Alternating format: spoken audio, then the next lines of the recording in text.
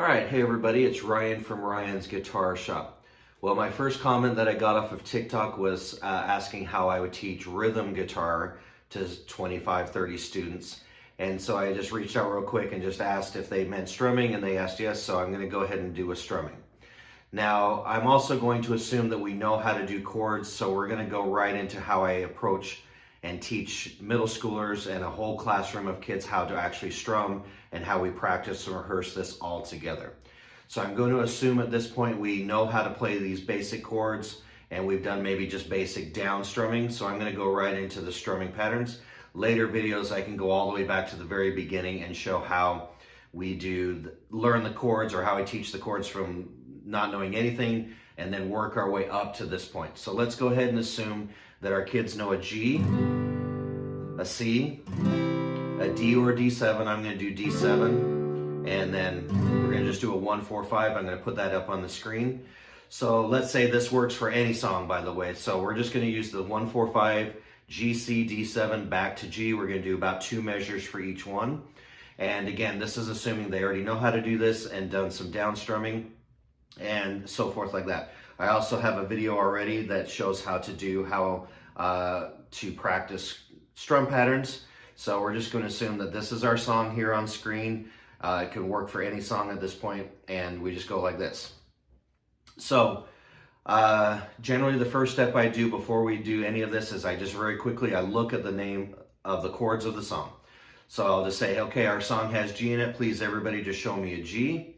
And I might be sitting on my stool in front of the class and just kind of glancing around like this. If I'm having a hard time singing, which sometimes I do with, again, a big group of kids, I'll probably stand up and just walk around the room because I don't really need my guitar for this part of it.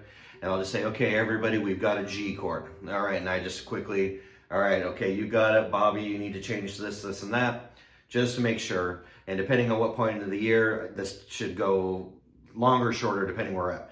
So if I'm near the end of the year, this should go very quick because we've done G a whole bunch of times. And then I'll say, okay, let's look at our song. The next one is C. Again, everybody just show me quickly a C chord, scan the room. Okay, everybody D7, scan the room, go from there. Then we might take just a few minutes and review, okay, if I'm changing from this G to the C, we just talk about, okay, unfortunately there's no tips or tricks, no fingers, stay really the same. So I just say, okay, switch to the C. There's nothing really tricky you can do. But then I remind them, remember when we go from C to D7, our first finger can stay the same. And then we go from D7 to G, we can take that third finger and slide it up and make a G. So I just do a few of those hints really quickly, just again, to refresh their brains. As middle schoolers, I have to do this pretty much every day, or every time we do these subjects, we have to review it. And sometimes these subjects, like strumming, I might be 2 or 3 days in between strumming. We don't necessarily strum every day.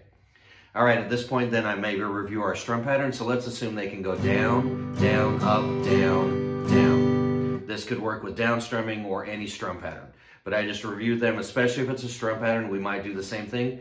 And I have a video that talks about how to practice strum patterns called the 1-chord method, where we take a single chord and just practice that strum pattern.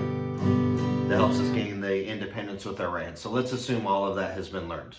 So we take our song, and we go ahead then, at this point, we've reviewed where we need to, because I found without reviewing, a lot of times we have to stop halfway, like, okay, half you guys forgot the C chord, so it's just good to get that out of the way at the beginning.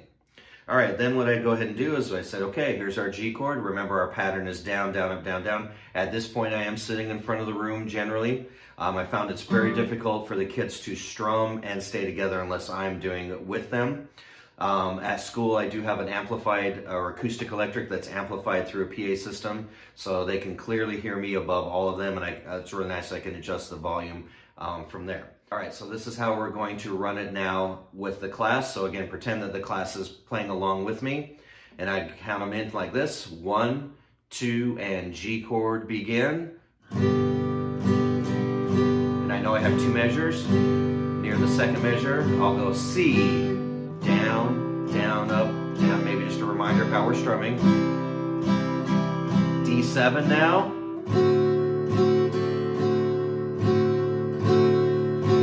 And we finish up to G. Last time. And now let's add our finisher. And then we end together. Now again, I'm scanning through the room as we're doing this, watching to see how many kids are actually changing along with me.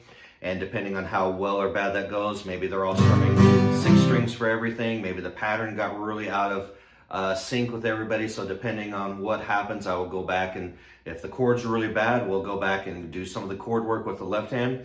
If the right hand was bad, we'll do a little bit of this. If it's just a few students, I might kind of point out, and hey, Bobby, we need to do a little bit better with this, and or hey, we played this chord wrong here, and go from there.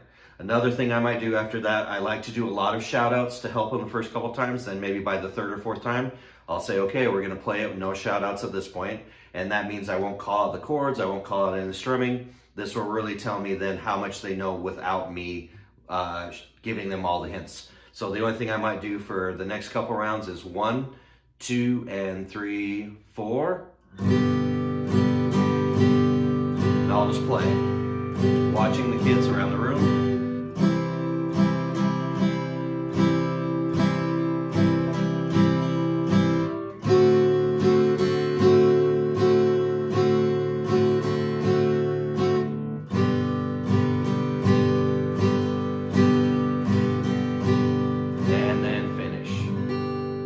Have to call out the finish so that we know that we're finishing and that we all end at the same time without breaking into chaos, because there'll be some kids that just will keep on strumming forever unless I stop them.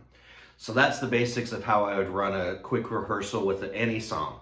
Same idea. Now if the song had notes to it, if we were doing something like Oh Susanna, that had melody to it with the chords, we've probably learned the melody at that point, and I might split the class in half, and I can do again a demonstration on something like that the best I can with myself. But basically I just split the class in half and say, okay, you guys over here are going to play the notes, you guys over here are going to strum, and I might go back and forth depending on which side I feel needs a little bit of backup from there.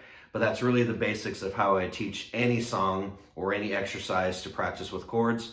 Review all the chords first, review the strum pattern, put it together, and then a few times with hints and shout outs, and then the last time, a couple times with no shout outs, and then maybe finally to end up adding the melody into there.